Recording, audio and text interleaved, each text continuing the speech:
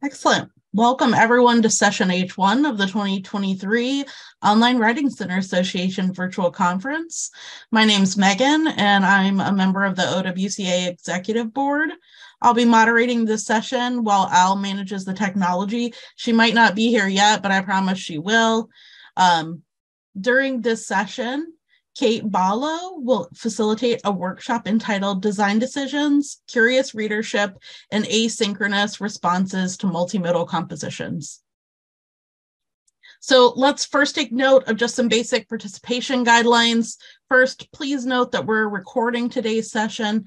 If you have a question but would prefer not to be recorded, please feel free to use the chat to communicate. Next, please note that we have sign language interpreters with us today from More Interpreting, and the interpreters will be spotlighted during the talk. If you cannot see the interpreters at any point, please send a direct message via chat to the moderators, either to Al or I. Also, please note that we're going to be using breakouts during this session. If you do need an interpreter in that breakout session with you, please let us know, and we'll make sure that there is an interpreter in your breakout room. We ask that you refrain from turning on your own audio unless you're currently speaking. However, please feel free to post comments and questions to the chat at any time. And just a quick refresher on how to get to the chat. There should be a chat button at the bottom of the Zoom screen. Just select that and a new window will appear with the chat window. And with that, I'm going to hand things over now to Kate to get us started. All right. Good afternoon, everybody. My name is Kate Ballo, and I am a coach in the writing, reading, speech assistance area of the College of DuPage, which is in Glen Ellen, Illinois. I have a couple of housekeeping items myself, and so I'm going to start with those before I share my screen. So I'm going to put a link in the chat with the folder of materials that we'll be using during the breakout rooms. It's always helpful to kind of click through on that link and have that folder open somewhere, just so that when we move into breakout rooms, in case it doesn't carry over from the chat, you still have it available. I'll also jump into, I think, each of the chats or each of the breakout rooms to provide that link again. But those are all the materials that we'll be working with in the breakout room. I'm also going to add a file in the chat that is the main kind of handout for today. I'm going to include the infographic version of it. The text-only version is available in the materials that were posted already for this presentation. So I have too many documents named the same thing. There you go. I'm going to include it as a JPEG and also as a PDF. So whichever version works best for you, you can go ahead and use that. Okay, so those are both in the chat. And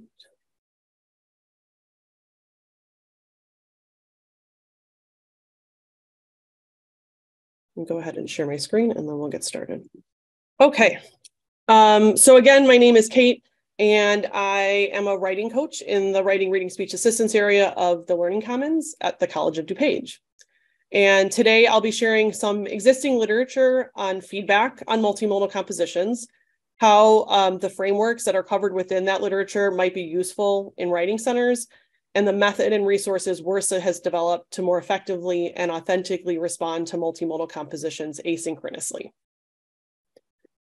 So I'm going to start with a little bit of context about COD and WRSA. So the College of DuPage is a 2-year community college in the western suburbs of Chicago. Enrollment is roughly 20,000, with students coming from 48 communities with a total population of more than 1 million people. The district includes 20 high schools and 10 private high schools. Writing, reading, speech assistance, which you'll hear me refer to as WRSA today, is part of the Learning Commons, which also houses math assistance and tutoring as part of the college's academic support services department. In the fall semester, coaches in WRSA provided support for 2,962 conversation, speech, reading, and writing appointments. More than half of those appointments were conducted in person. Another 37% were online using Zoom and video conferencing through WC Online. And roughly 6% of WRSA support was delivered through asynchronous email feedback. And again, this was for fall semester of 2022. In 2018, the College of DuPage's English department conducted a program review. And after that program review, they began encouraging the use of multimodal texts in first and second year composition courses. So now many instructors include a multimodal component in their midterm and final assignments. And more recently, multimodal projects have replaced traditional essays as final products in a portfolio. The college's college skills course typically requires students to write a resume, and many students create one for scholarship and transfer applications. Students can meet with career counselors and career services for guidance and assistance with their resumes, but they often work with WRSA coaches if the resume is assigned as part of a class or if they are writing an essay in addition to a resume for an application. And so at this point, you might be thinking, probably rightfully so, that resumes are not really multimodal compositions, and you're correct about that. But in WRSA, and for our purposes today, we categorize resumes as design documents. Other design documents that we sort of see in our space include infographics, PowerPoint decks, brochures and flyers, and social media posts. I'm going to open up a question here, right? So what kinds of composition projects or assignments that you have seen in your spaces might fall under this umbrella that we've sort of given our assignments as design documents? So are there documents like this or maybe others that I haven't included that you see in your space? You can share in the chat, or you can go ahead and unmute and share some of your experiences. Let's see something in the chat there. Let's see. Kim says research posters. Oh yeah, I forgot to include that. We have academic posters as well that we see in our space occasionally. Video presentations.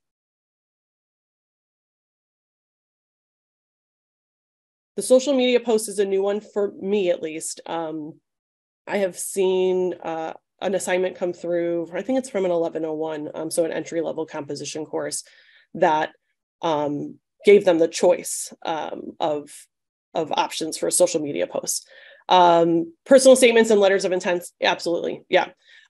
In some cases, the personal statement is just a straight document, and in other cases, we might consider it a design document. Moving on, we're going to talk a little bit about some of the literature that exists about multimodal composition feedback. So Jody Shipka, in her article, Negotiating Rhetorical, Material, Methodological, and Technological Difference, Evaluating Multimodal Designs, describes the first time she received a multimodal student response to an assignment in a course she was teaching. The response, in this case, a shape sorting toy with a packaging and copy completely redesigned and revised and rewritten by the writer, quote, neither looked nor worked like the linear print-based text she was used to receiving. She assumed the student had misunderstood what the task was asking her to do, end quote. She continues, quote, I was at a disadvantage when it came time to assess these multimodal texts. I thought I knew how to evaluate the similar looking linear print-based texts I received, and assigning them made me feel confident that I was doing my job, end quote. And isn't this in some ways the experience of many tutors and coaches the first time we are asked to provide feedback on a multimodal composition? I know the questions to ask when I'm reading a traditional essay. I know the structure, the conventions, the rubrics. I probably know the assignment really well. Do I know the same for infographics or a rhetorical analysis turned Instagram post? What has your experience been with working with multimodal compositions? Are you finding yourself in the position that I found myself in and that Jody Shipka found herself in when we first come across multimodal compositions? We're going to talk more about this in a minute. So Shipka's assessment framework, detailed in the article, centers on a core set of questions writers respond to in a document separate from their multimodal piece. She calls this a statement of goals and choices, or an SOGC. These questions ask them to articulate the goal and purpose of their composition and the choices they have made in service of that purpose, and then evaluate the efficacy of those choices considering others available to them. The SOGC requires students and instructors to adopt what OWCA calls strategies of generous reading. She says, as quoted by Shipka, that we, quote, we need to acknowledge that texts we receive from others can look and function differently from those to which we've become accustomed. And this is where generosity too must enter, so that we approach different looking texts with the assumption not that mistakes were made, but that choices were made and are being tried out and on, end quote. Shipka combines this with other extensive reflective writing to create a full assessment rubric and plan for assessing and responding to multimodal compositions. Hers is not the only multimodal assessment framework from which writing centers can benefit. If you have a chance to take a look at this article, it's in the handout under the references. It's Negotiating Rhetorical, Material, Methodological, and Technological Difference, Evaluating Multimodal Designs. It's a great article, and she has a whole list of sort of examples of the kinds of multimodal texts that she was receiving in her classroom, starting from the very beginning when she first assigned it all the way through. And they're fascinating projects. And it's also fascinating to kind of read her perspective on providing feedback and the sort of thinking that had to change when she started looking at them for evaluation.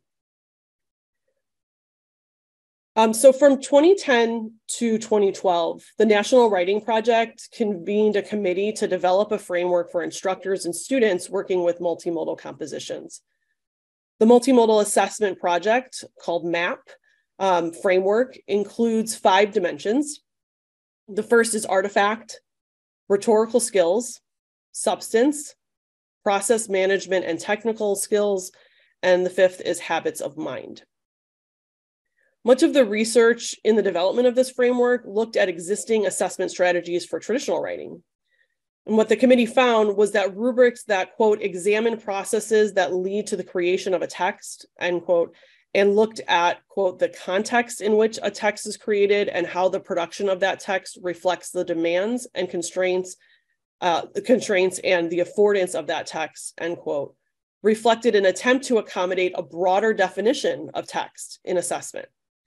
In many cases, this broader definition was just text plus image, but the committee tested their framework against true multimodal compositions and used the findings to inform the development of the full MAP framework and rubric.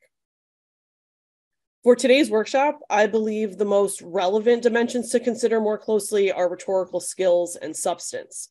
Rhetorical skills look at how an artifact operates in context, how it could be and is received by its intended audience. Substance asks how and why. How did the artifact elicit a specific response in context, and why were the choices made that were made?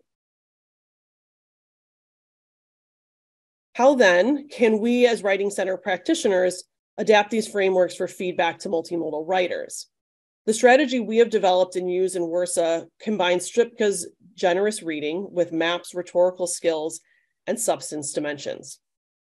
In WRSA, we have taken to calling generous reading curious readership, asking questions as readers because we genuinely want to know and understand, and then communicating that knowing back to the writer.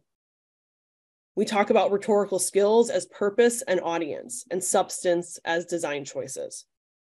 We'll discuss the specifics of this using a quick reference infographic, which also includes a text-only version. So this is what I've put in the chat earlier. That is the quick reference guide that our coaches use. It lives in our shared sort of drive, and we have been referring back to it since we introduced it the beginning of last semester. So the next few slides are going to break down that infographic into the 3 sort of main sections. And so we'll be working with them with 1 section per slide. We begin with our asynchronous response to a multimodal document, the way that we begin when we're working with any writer and any piece of writing. We are readers first. So for multimodal compositions, reading feels different than it does for alphabetic texts. It takes practice, but it is worth noting that we are practicing frequently in our day-to-day lives. We are reading infographics in the grocery store and at doctors' offices. We are reading social media posts. We are reading slide decks, web pages, videos. we are multimodal readers always in a multimodal world. And so when we are reading with the intent of providing written asynchronous feedback, we're going to focus on audience, purpose, and design. So this is before we ever begin drafting feedback. We are reading it without really taking any notes, but we are reading it with a focus on those three elements that are listed here. After we've read it, we summarize our reading. Asynchronous feedback from OWCA coaches explicitly includes a reader summary. This is true of our regular text as well. This serves two purposes. So it helps us as coaches ground our feedback. All our specific notes will hinge on these big ideas, and so there needs to be a shared understanding of them. Summaries also help writers see if and how their writing is being received. If the summary is aligned with the writer's intention, great. If the summary is off, the writer can use the feedback to better understand why. And so this is the language that we use in those summaries, obviously with some sort of creative freedoms given by coach. And finally, we provide specific feedback to writers, always through the lens of design. How is a specific design element getting in the way of or furthering understanding of audience or purpose? And so we found that examples and sentence starters are helpful for this particular response section. And so instead of directing the writer to change the color of an element, we try to share how the current color is making the element stand out or disappear on the page overall. Instead of simply pointing out inconsistent formatting or capitalization, we explain how the inconsistency makes it difficult for us to connect ideas or follow a line of thinking. And instead of directly stating that an element is too small or too large, we tell the writer about what the size of the element suggests to us as the reader. We always follow a piece of feedback with a connection back to the effect on purpose and audience.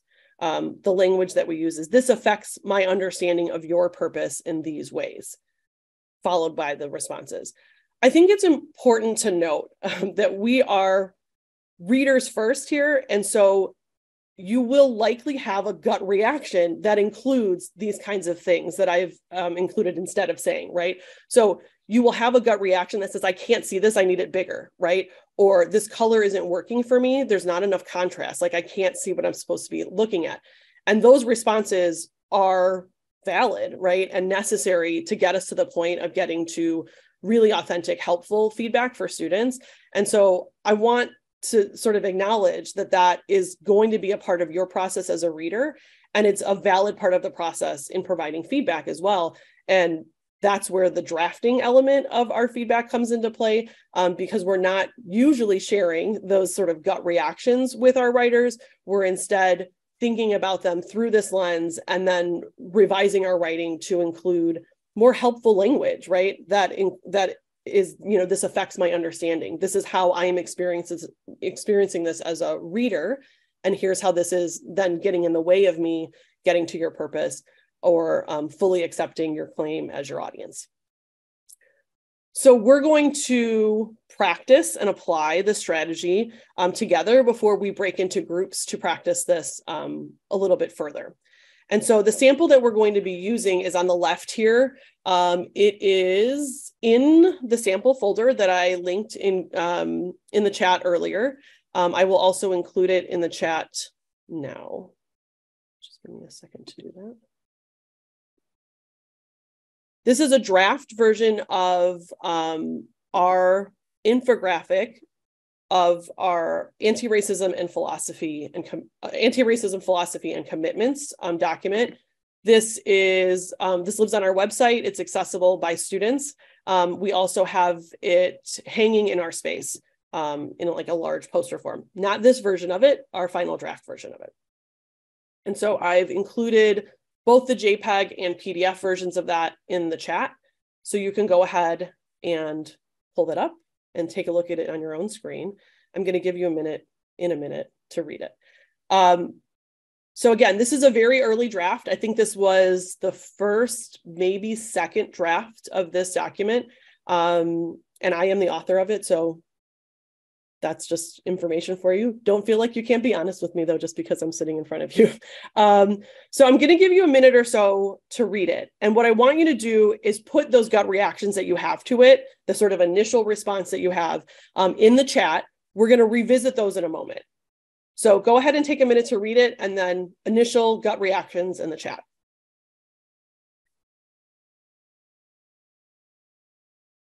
So one of the things that I find challenging about providing asynchronous response is that so many design choices can be explained in a conversation that I cannot have if I'm providing written feedback. And so I find that a lot of then my feedback becomes questions that I may never get the answer to, but at least I'm asking them, and I'm asking the student that I'm responding to think about them.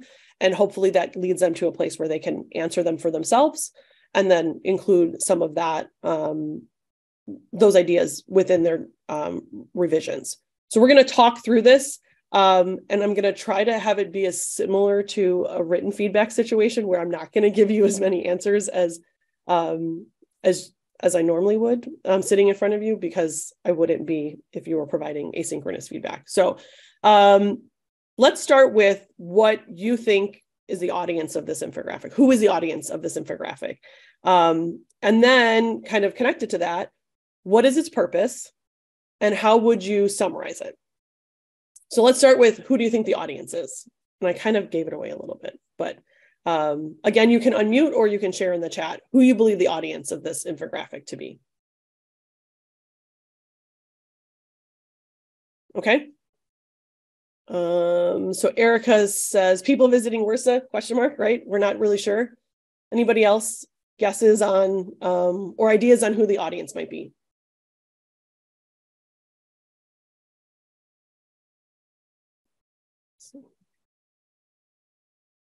Faculty, admin.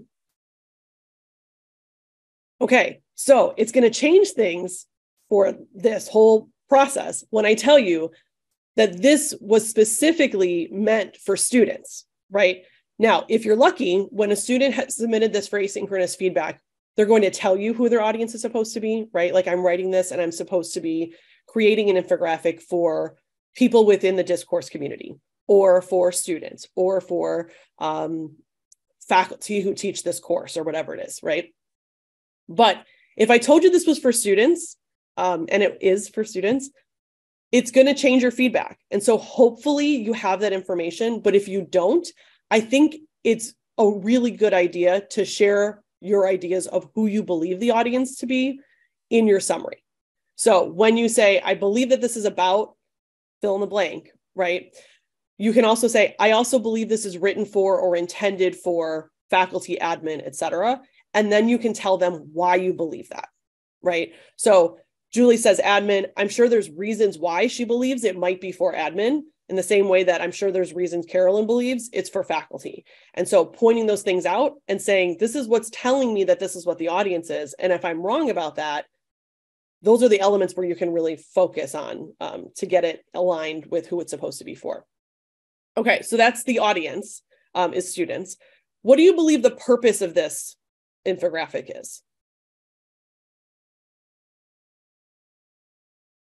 What do we think the overall purpose of it is?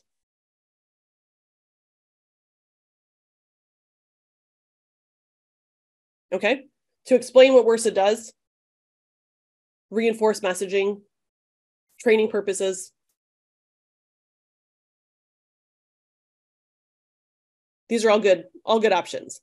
The purpose ultimately, right? Acknowledge values, ultimately was to share this document that we had come up with, this policy, or our anti-racism statement and philosophy, and our commitments. It was to share that document in a more accessible way with students. The actual document is not dense, but it's long and it's very text heavy, and we wanted a way for our students to understand and to easily sort of access those ideas. And so we were looking to kind of translate it into an anti-racism infographic version of it. So it was intended, right, to communicate these values to our students specifically. All right, how would you summarize what's happening on this page? It's probably worth noting at this point that this is the first page of a 2-page infographic. The second page, though, was kind of a real mess, right, in the early drafts. But how would you summarize this first page of this infographic?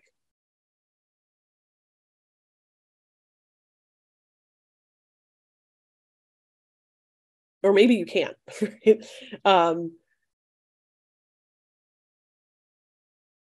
Anybody have any sort of ideas on this?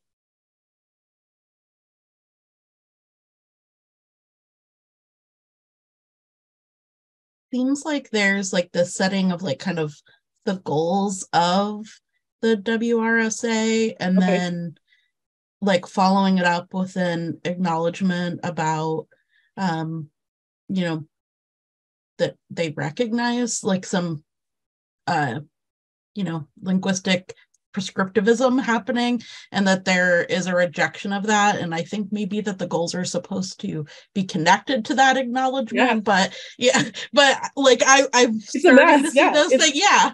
But it's like hard to, yeah, exactly. I think, you know, as you just said that, I was like, oh, this version of it doesn't have what this actually is anywhere on it. And I created this, so I'm a little like alarmed that I didn't notice it until just now. But it appears that the goals are speaking directly to our space, WRSA, as opposed to the goals of the anti-racism philosophy and commitments. And that's a real miss, right, on my part as the author in this draft of it, is that it's not communicating what it actually is from the very beginning. Kim says, sharing values, goals of all sessions and acknowledging racist ideologies you are working against. There's some context happening here in the acknowledgements, or at least I think that's the initial approach in that acknowledgement section, and then a generalization of the goals of it. Again, it's confusing without the labels there. And so we don't know if the goals are specifically for this commitment and this philosophy, or if they're for WRSA overall.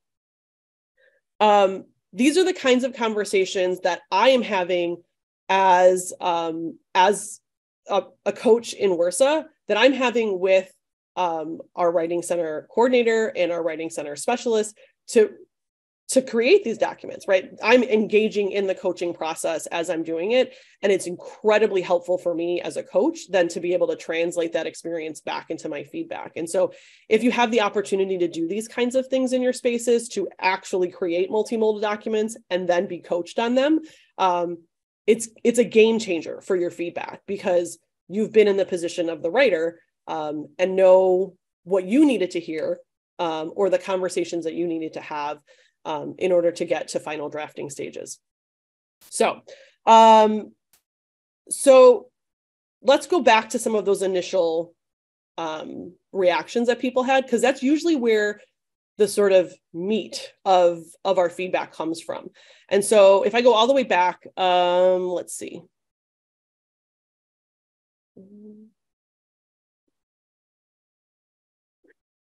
Julie said, my eyes are drawn to different places, but the effect is that I don't know where I'm supposed to look first or what parts are most important. Great. Carolyn says the arrows aren't consistent. I thought the boxes and arrows were circular, but one of the boxes points to two of the boxes. I also found welcome, respected, etc. a little confusing. Sean says, I think the sentence continuation between the two parts of the bottom statements is a bit confusing. So the way that it's broken up, I agree. Megan says it's a little difficult to read the welcome, respected, safe, accepted because of the up and down of the contrast levels. And Nadia agrees. The words in black over the larger colored letters are confusing. Sean also said colors might benefit from some more contrast to make the information stand out. And Nadia responds with, I think green is one of those colors that would not be accessible for color blindness. Absolutely. Let's see. So all of these, excellent feedback, right? And so now the challenge, right, or the next step in the process becomes, how do we connect those things that we've seen and that we are struggling with as readers to helpful, purposeful, actionable feedback to our writer. So let's start kind of all the way back at the top.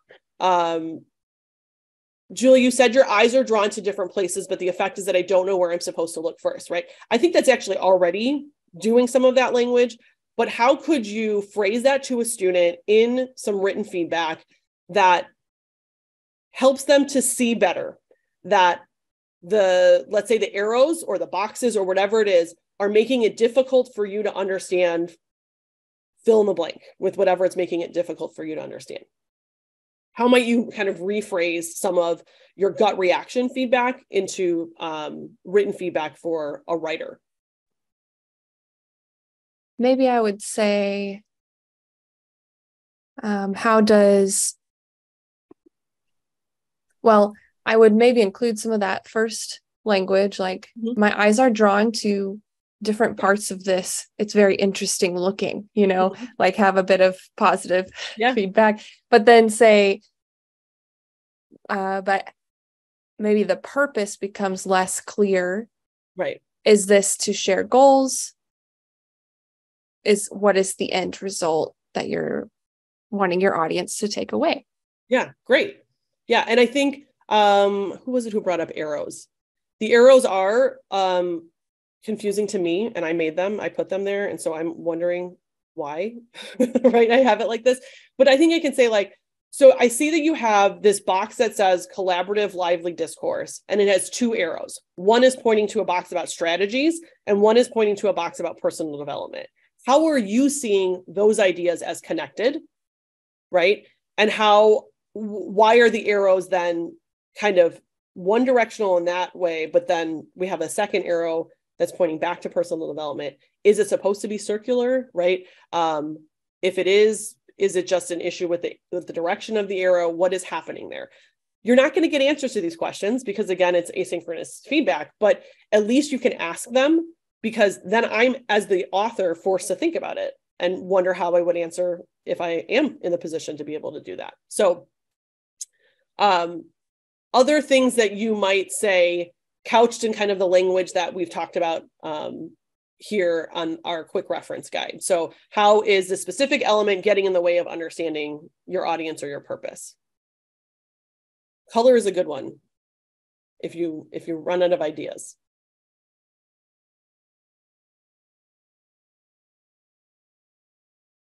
How might you talk about color as a design element that is getting in the way of understanding audience or purpose? Sean says, I might ask how the colors chosen help the reader parse the information in a structural way, right?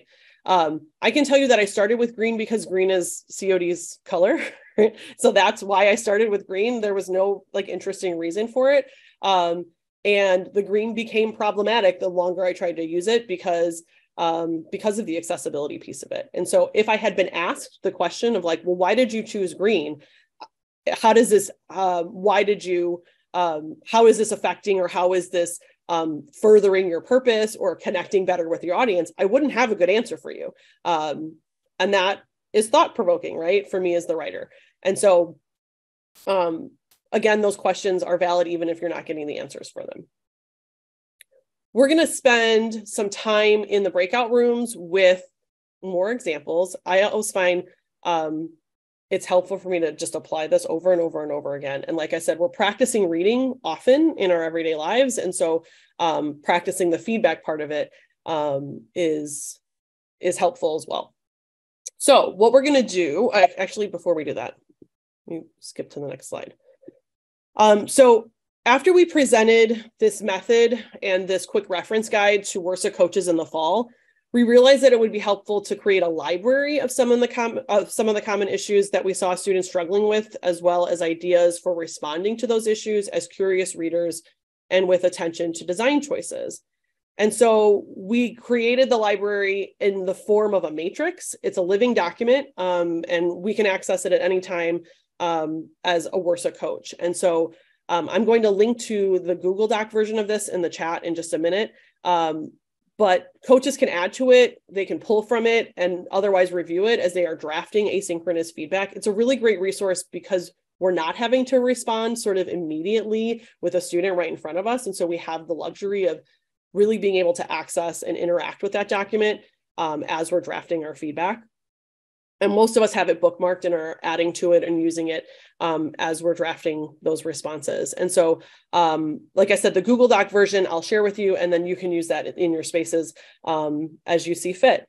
Some of the responses on the matrix are directly quoted from feedback that coaches have given to students. Others were just sort of generated and drafted in the context of our training session in the beginning of the fall. And so this is a really useful document. You can, again, see it kind of a screenshot there on the slide, but anything in quotes is directly from real coach feedback. So I like the first one about color, the choice of pink and blue, that one I think is helpful, and it's the reaction that a lot of us have, right? Works here, but I think it's, so here's what I think the color is doing. If I'm wrong about that, feel free to sort of, change it at will. All right, we're going to pause while I put that in the chat for any questions that you might have at this point. So any questions about the feedback that we're providing, this method that we're using, the quick reference guide, any of those? And you can, again, can unmute or put it in the chat. Meantime.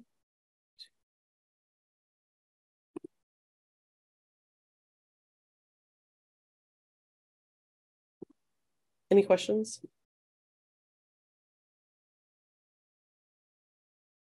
The link there is to the Google Doc of the response matrix that we use. All right, we're going to dive into some practice then. I'm going to put the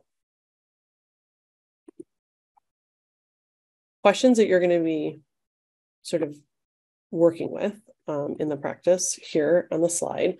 So there are 3 samples in the folder. There's versions of each of those. I have the infographics, I believe, in JPEG form, and then the resume is in a Word document and also a PDF. And I think there's also a JPEG of it in there. So whatever is the most accessible for you, use that version. But as a group, in a small group, in a breakout room, you're going to read the text, and you're going to do this kind of individually. So don't do all of them at once, and pick one of the infographics to work with. We won't have time for 2. But you're going to read the text. You're going to draft a brief summary for the writer that you would provide in the written feedback.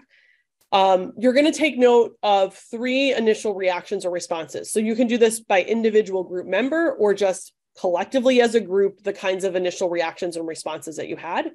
And then you're going to revise those reactions to be included in the feedback. So instead of saying like, oh, I don't like this color, right? Like this is a problem, that can be your initial reaction. And then you would revise it for how you would include kind of addressing or asking questions about the color in the written feedback. And then what are 3 questions that you would ask your writer in that feedback that you'd be providing for them? So there are, like I said, 3 samples to work with. 2 are infographics and 1 is a sample resume. So everybody should do the resume and then take your pick on which infographic you do within your breakout room. Both of the infographics were created by our desk workers, our student desk workers, with data from OWCA, I believe from fall semester, or from the summer, leftover from the summer. So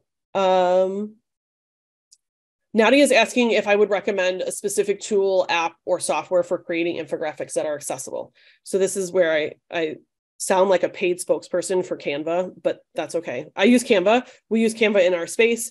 I have found it helpful and intuitive, just as like a platform to use for graphic design. But I also think they have really great resources in like kind of the learning education tab of the program that walks through accessibility as a part of graphic design. And so there are entire like sort of lessons and modules on there for accessible color palettes. That's what we've been working on in our space this semester, is getting all of our materials kind of up to date with accessible features. And so color palette is one of those, and Canva has a really great, like I said, module on that.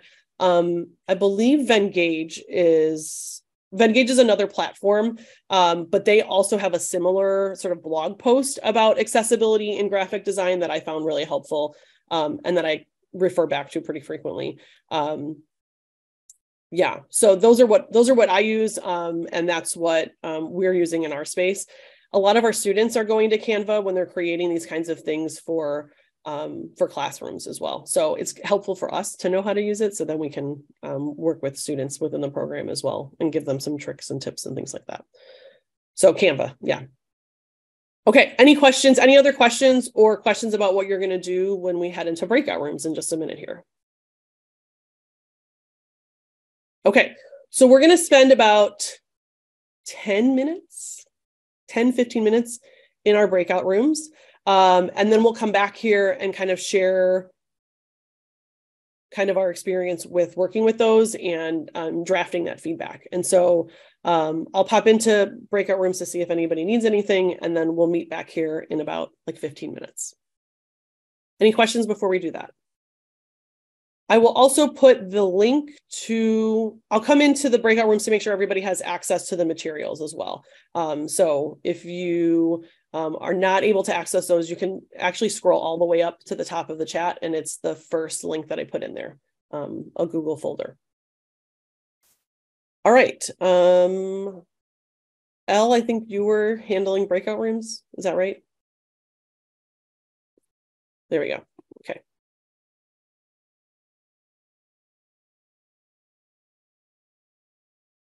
Thank you, Elle.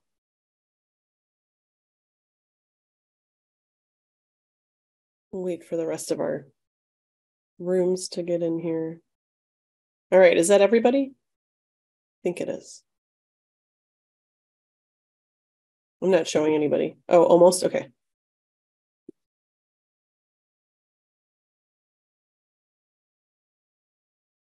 All right, so let's talk through some of these. I have the samples that were in the folder on the slide here. I forgot that the Guide Dog program one is not a student created one. It is a published infographic, and the artist is referenced on the reference list. And so you can find that there. Would anybody like to start sharing either, let's start with the resume because everybody did the resume, and then we'll work through some of the infographics. What are some of the things that you talked about in terms of initial reactions, and then how were those sort of revised to appear in feedback to a student? I find a lot of us have like strong feelings about resumes because we've probably had to create one ourselves.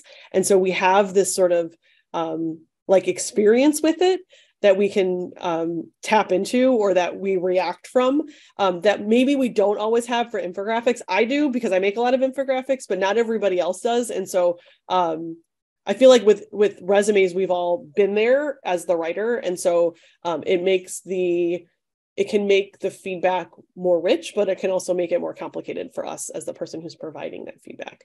So let's start with the resume. What were some initial reactions, and then how would you revise those into feedback for a student?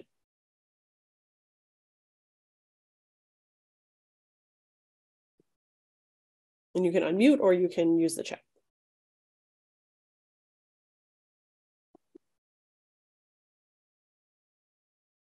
Julie mentions the inconsistent use of formatting, the bolding, italics, etc. Okay, and how would you then frame that to a student for them to use as feedback on that?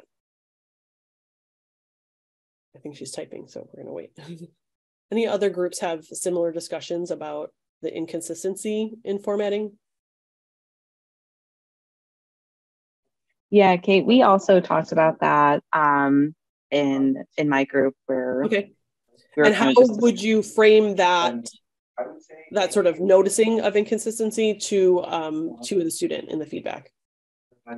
Yeah, I think what I had kind of pointed out was like, okay, so I think the purpose of this resume is to kind of share all of your kind of pertinent information to a potential employer. And so I'm wondering how I kind of honed in specifically on the capitalized professional experience, and then that first employer, the Emerald City.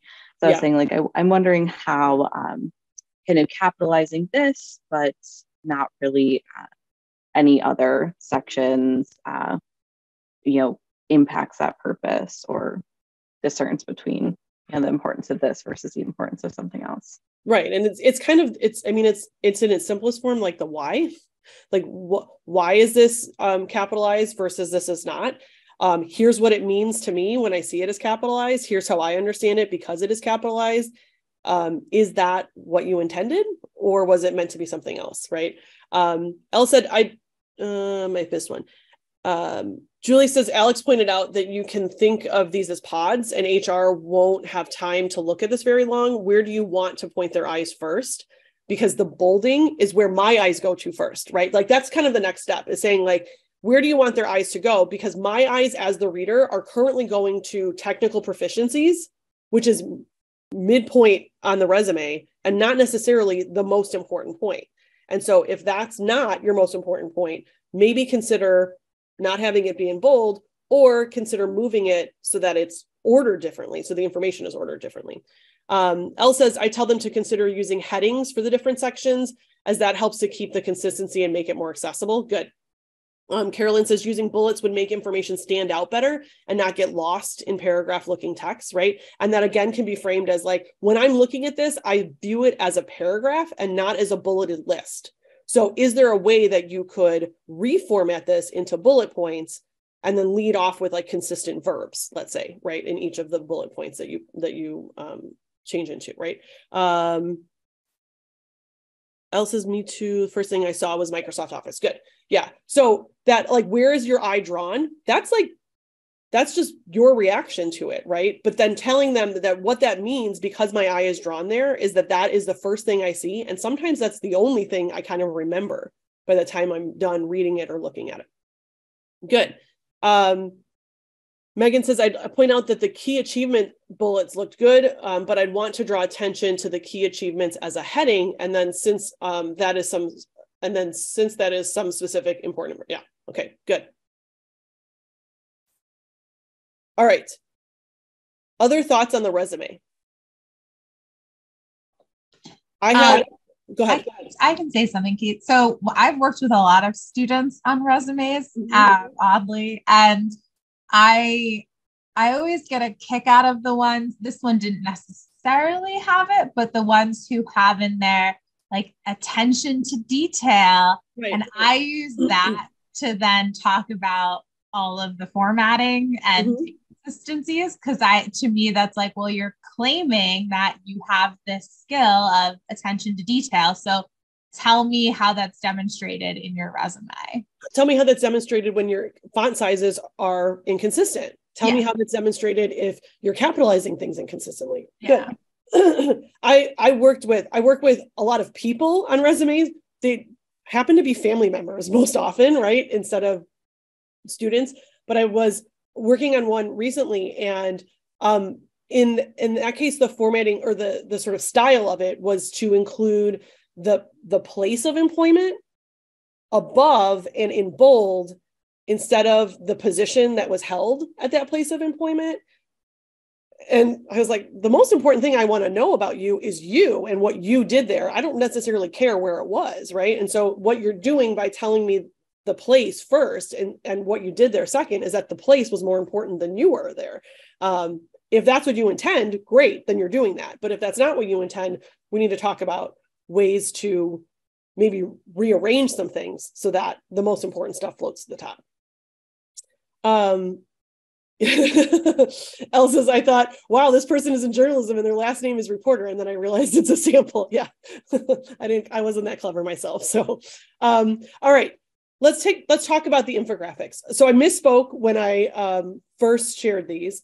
The guide dog infographic, like I said, is a published one. And so the two other ones, the conversation circles and the reading circles, those were created by student workers. So what were your initial responses to these, and how would you respond? Or how would you revise that into feedback? So Kate, my group did the first one, the Okay. pink and purple one for conversation circles. And so the things that we noticed, someone in the group commented that the purple isn't all that readable, both because it's a little bit of a non-standard font choice, where there's some overly thin sections of the letters and some overly thick ones. So perhaps maybe a more uniform font could have been a better choice. And some readability issues with contrast against the purple background with a kind of medium or lightish purple font. So, we might ask students like, I don't know, how far away do you think you could read this? Or do you think that everyone, even if they had some vision difficulties, might be able to read this? Or where do you think there might be some places that are harder to read? Then we had, the first three categories seemed nicely labeled as far as what they were trying to portray. But then that fourth pie chart, it was really difficult to see, like, what is it that you want people to understand from this? Right.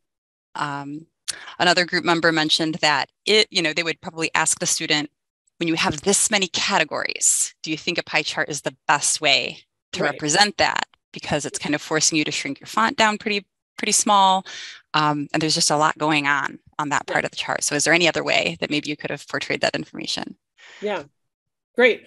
One of the things that we talk about in like our Spaces classroom workshop on infographics is that like a pie chart is not a fix all as a chart goes. And there are different types of charts for reasons. And so, all it takes is to show them a pie chart. I did a pie chart of like my children's Halloween candy haul one year, and it was like 60 different candies. And so you had these pie slices that were so small that you couldn't even see the color. And that's not the right chart to demonstrate that information, right? I find myself with infographics, and you can kind of speak to this in your group, like from your group. I find myself very often responding in a gut way and also in my feedback about size of things. I always want things to be bigger because I can't see it when it's that small, right? So I'm even looking at that first one and thinking those are inconsistent sizes in the font as well. And so what that says to me is that it's less important than the other three. And I don't actually think that's the case, right? I think that they are equally weighted in terms of importance, but the font size is making me think that that is less important because of where it is on there. And so those pieces, right? Like the gut reaction is important, but being able to articulate like what that's doing to me as the reader, right? And what that's telling me as the reader is more important than just saying like, I don't like these colors, right? I think it's interesting. I sat in on one group that was talking about the guide dog program. This is the published infographic. And there was a lot of conversation about like, this one, it still has some issues in it, right? Even though it's a published infographic, in that it's unclear sort of how we're supposed to read it, like what order we're supposed to be looking at things and why we have some of the information there. And so that to me is a really good opportunity to ask the question about choice. Like, why did you decide to include this information? What are you hoping it conveys?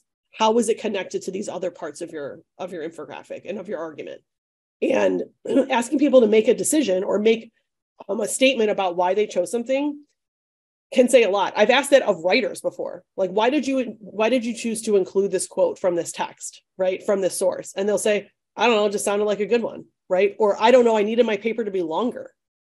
So when we start talking about that choice and the choices that we're making as writers, but also as designers in the case of these documents, it can really lead to some really important, sort of conclusions, realizations, and then also revisions. All right, Robin said, my group did the Zoom reading group. That's the blue one on the right. And one of the things we noticed was that the graph was a little harder to read because of the gray coloring and the small font. I agree. We also found the numbers listed on the pie chart didn't seem clear. For example, they didn't correlate to the number of students who attended the Zoom meeting. So what do the numbers mean? Good. And this is a good opportunity to talk about like supporting text in design documents and how infographics don't have to be entirely pictures or entirely images or icons. They can also include text to support it. Good. Okay. We only have a few minutes left, but I wanted to share a couple of things on this final slide. So there we go. There are some challenges and opportunities that exist in asynchronous response to multimodal documents. One of the challenges that we come up against frequently, and we've talked about this already a little bit, is that personal design preferences versus design that serves a purpose.